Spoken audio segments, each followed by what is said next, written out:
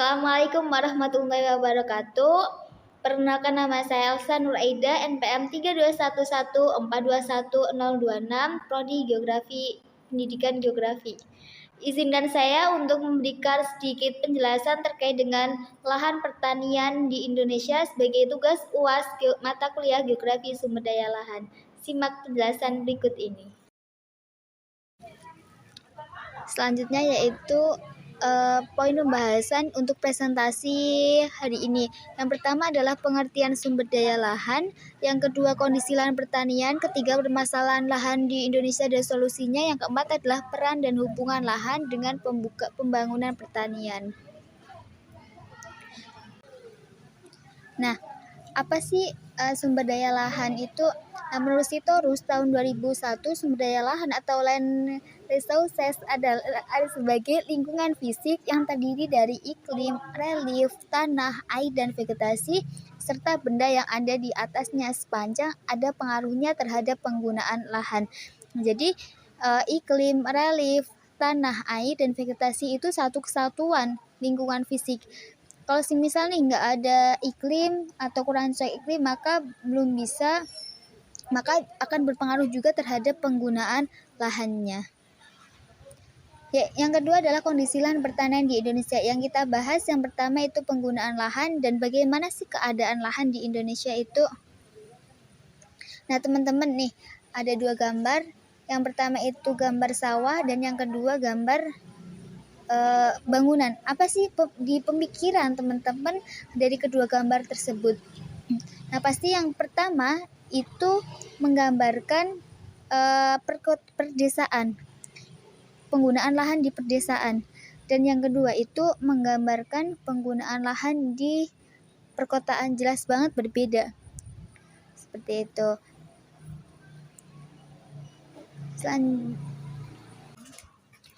Penggunaan lahan. Nah, penggunaan lahan itu terkait dengan dua gambar yang tadi untuk pedesaan dan perkotaan. Manusia ini hidup di bumi, membutuhkan hidup di atas tanah. Tanah itu ada yang mengatakan bahwa lahan garapan. Nah, penggunaan lahan untuk di desa biasanya itu didominasi oleh faktor ekonomi maupun faktor sosial. Yang pertama adalah untuk kehidupan beribadah.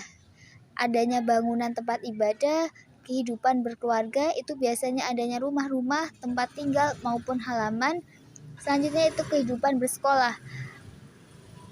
Adanya bangunan-bangunan dan adanya bangunan-bangunan sekolah formal maupun informal. Nah, selanjutnya itu kehidupan bersosialisasi. Itu adanya lapangan tempat berkumpul dengan penduduk. Biasanya pada saat acara-acara seperti itu. Selanjutnya yaitu penggunaan lahan di perkotaan.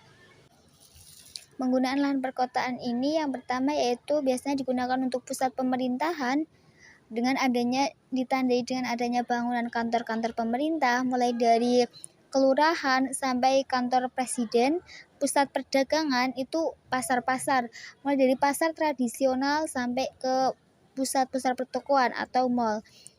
Yang ketiga yaitu pusat perindustrian dengan didirikannya pabrik tekstil, pabrik ataupun gedung.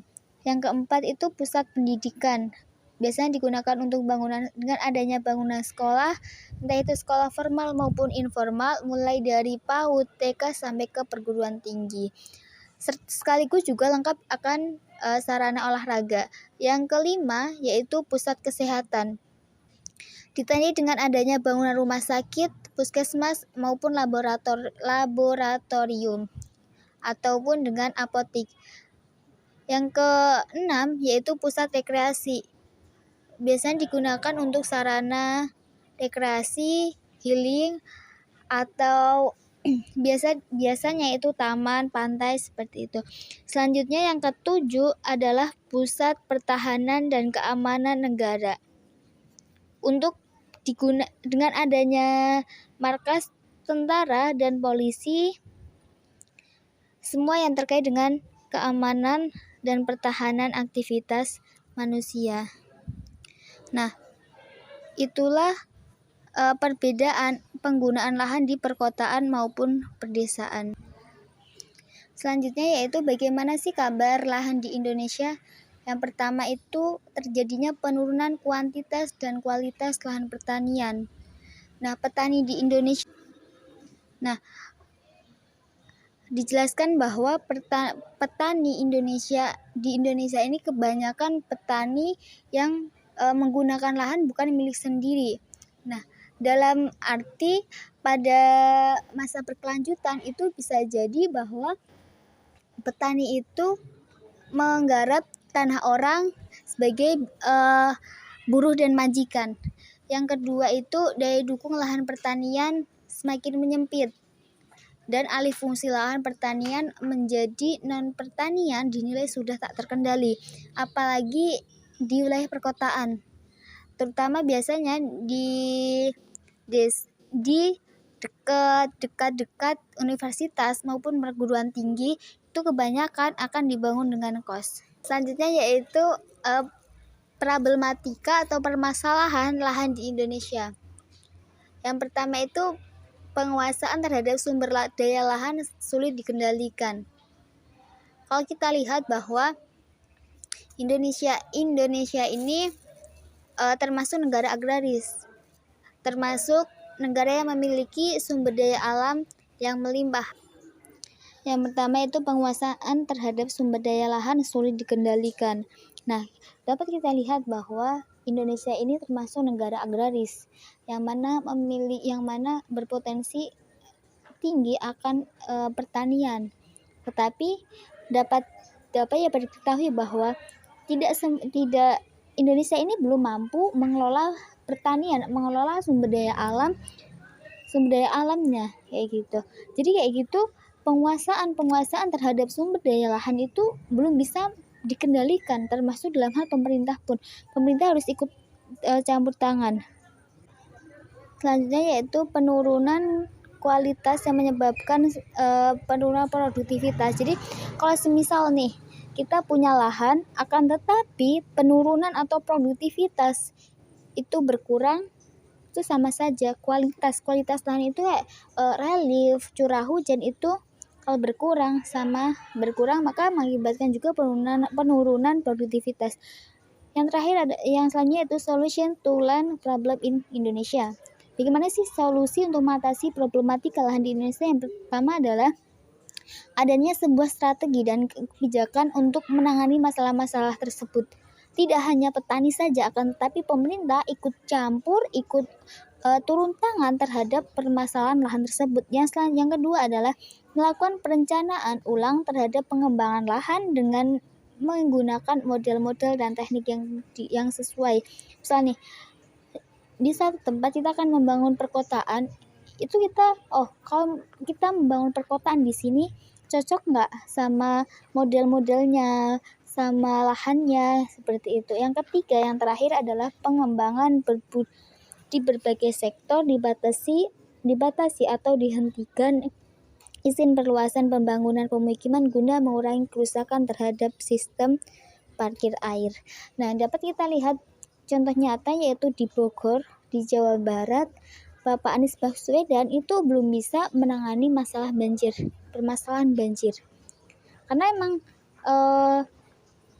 penanganan di berbagai sektor itu belum bisa dihentikan. Kayak gitu. Jadi kayak gitu harus dibatasi.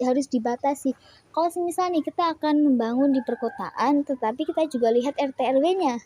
RT/RW rencana tata ruang wilayah di perkotaan tersebut. Selanjutnya itu peran dan hubungan lahan dengan pembangunan pertanian. Itu memiliki hubungan yang sangat keterkaitan. Jadi pertanian itu punya peranan yang sangat penting bagi pembangunan ekonomi Indonesia. Nah, pentingnya peranan pertanian itu menyebabkan bidang ekonomi diletakkan pada pembangunan ekonomi dengan titik berat pada pertanian. Jadi dengan adanya pertanian, dengan adanya kita bisa memanfaatkan lahan yang sebaik-baiknya akan menghasilkan produktivitas pertanian yang tinggi. Akan juga berpengaruh dengan kehidupan ekonomi kita. Jadi kalau semisal nih generasi sekarang itu kebanyakan belum mampu untuk bisa menjadi petani yang handal kayak gitu. Karena mereka berpikir bahwa takut akan pertanian, takut akan menjadi petani. Nah, itulah yang dapat saya sampaikan. Kurang lebihnya mohon maaf.